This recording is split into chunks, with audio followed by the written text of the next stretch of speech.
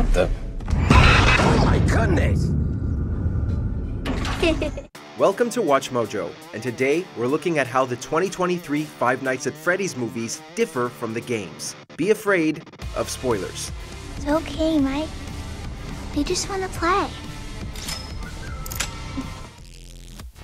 Number 10. The Timeline. Based on a security tape, the film takes place in April 2000. While the games don't always spell out when they occur, most of them either jump back or forward a few decades. Chronologically, Five Nights at Freddy's 4 comes first in 1983 when family fun centers and unintentionally creepy animatronics were at their peak, although that game was set in a child's bedroom. Five Nights at Freddy's 2 fast forwards to 1987, while fans have speculated that the original game takes place around 1993.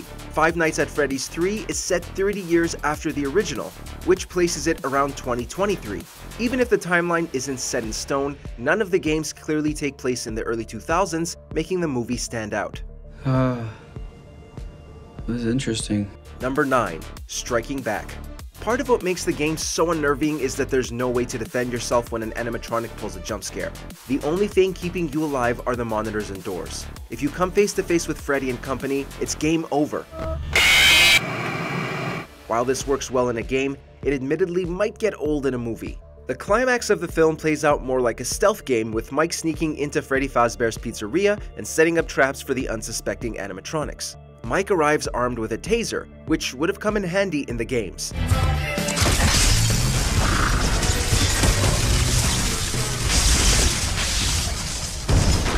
Although Mike's counterattacks stall the animatronics, little can keep them down. Fortunately, they find a mutual enemy, which also differs from the games. Move! Number 8. Dreams. The film touches upon a fan theory that the franchise is actually a dream of the crying child introduced in Five Nights at Freddy's 4. Beyond this, the movie's emphasis on dreams is largely a product of the screenwriters. Mike Schmidt is convinced that if he revisits the day his brother was kidnapped in a dream, he can identify who took him. Garrett! He even falls asleep on the job, which would be a big no-no in the game.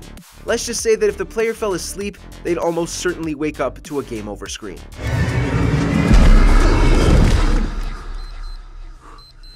The idea of Mike getting stuck in his dream during the third act also feels more like something out of Inception than Five Nights at Freddy's. I made a mistake! Please, I don't want this! Do you hear me? Number 7. The Phone Guy. The Phone Guy is among the most memorable characters in the games, despite never showing his face or having a proper name. The Phone Guy can be heard throughout the games, often underselling how dire the situation is. Now that might sound bad, I know, but there's really nothing to worry about. The character is essentially scrapped from the film, with Matthew Lillard's Steve Raglan fulfilling his duties. Over the phone, Steve provides a brief history of the pizzeria and lists Mike's responsibilities as the new security guard. I guess that's about it. You know, rest is pretty easy. This is the only nod to the Phone Guy, as Steve never calls Mike back. The Phone Guy's motivations are vague to say the least, leaving the player unsure if he's a friend or foe.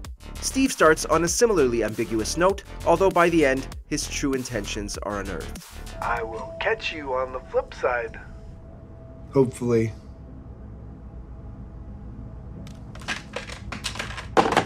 Number 6.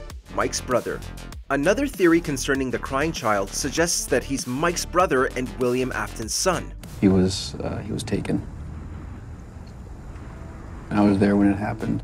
Yet, much about the character remains unknown, including his name. In the film, Mike's brother is named Garrett, who is kidnapped by Afton and never seen alive again. Garrett! Where Mike loves his brother and deeply regrets not keeping a closer eye on him, the crying child was tormented by his sibling. This led to the infamous Bite of 83, with the crying child's brother and his friends subjecting him to a deadly Fredbear animatronic.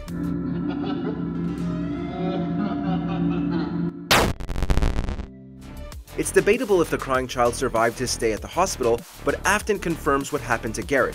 Whether or not Garrett is supposed to be the crying child, it's two different tales of brotherhood. They love her, Mike, and she loves them. Number 5. Mike's motivations.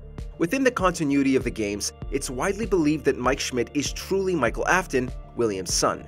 Using a fake name, Mike gains employment at Freddy Fazbear's Pizzeria to put a stop to his father's reign of terror. The movie's version of Mike is given a new motivation for accepting the security gig. It's merely a means to provide for and maintain custody of his younger sister, Abby. In your heart, you know that this is the right thing to do. I hope that you will sign. Five Nights at Freddy's sister location reveals that Michael has a sister named Elizabeth who possesses the Circus Baby animatronic. Abby nearly has a fatal encounter with a robot resembling Circus Baby.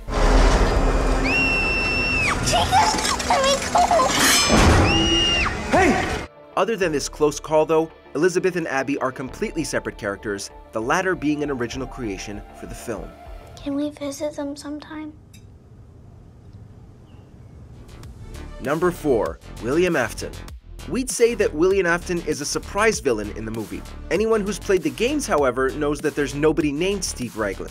So, even casual fans likely pieced together that Mike's career counselor would be the mastermind behind Fazbear Entertainment. It's a security gig. Full disclosure, it's not great. This isn't revealed until the third act, with Afton showing up wearing a Spring Bonnie/Springtrap suit. The film makes no mention of Afton's other aliases, such as the Purple Guy.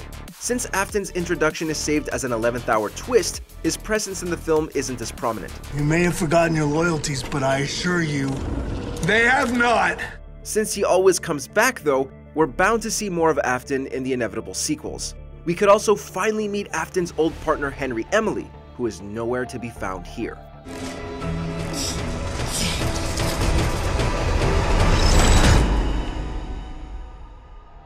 Number 3. Vanessa. Vanessa undergoes some of the most significant changes in the translation from games to film. Following Five Nights at Freddy's Help Wanted, Vanessa was fleshed out more in Security Breach. Appearing as a security guard, Vanessa shares an eerie connection to Vanny, a bunny antagonist who has been corrupted by the virus Glitch Trap. In the movie, Vanessa is a cop who checks in on Mike at the pizzeria. Is this somewhere you see yourself 10, 20 years from now? Vanessa knows more about the establishment than she initially lets on, eventually coming clean that she's William Afton's daughter. His name is William Afton. He's my father. Although Vanessa isn't related to Afton in the games, both versions of the character find themselves being controlled by evil entities. With Vanessa in a coma, she may wind up in a Vanny suit come sequel time. I don't think that either of us would be here today if it weren't for you. Number 2. A Friendlier Freddy. Good luck getting Freddy and friends to build a fort with you in any of the games. I like it in here. The 5 animatronics are slightly more sympathetic in the film, revealing that their souls are at the mercy of William Afton. Where the games have only given us a slight peek behind the curtain, we prominently see the human versions of the children possessing the animatronics in the movie. They're all gone. Really?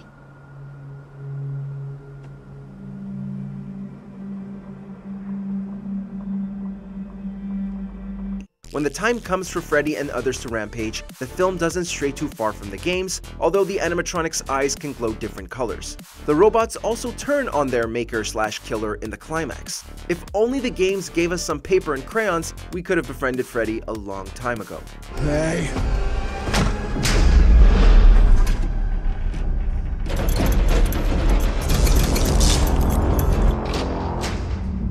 Before we continue, be sure to subscribe to our channel and ring the bell to get notified about our latest videos. You have the option to be notified for occasional videos or all of them. If you're on your phone, make sure you go into your settings and switch on notifications. Number 1. Atons Offspring. As far as we know, the movie's version of Vanessa is William Afton's only child. You had one job. One!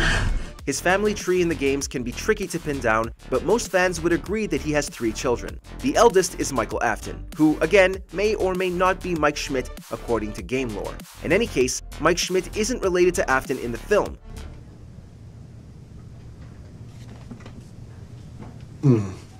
If Michael Afton is the older brother of the crying child as fans suspect, that would mean William has 2 sons. Meanwhile, his daughter is Elizabeth, who makes the mistake of admiring her dad. While the film changes up his lineage, both incarnations of Afton have one thing in common. Neither will ever be Father of the Year.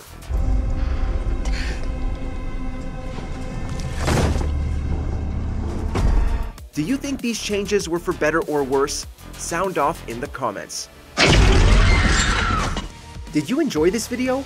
Check out these other clips from WatchMojo and be sure to subscribe and ring the bell to be notified about our latest videos.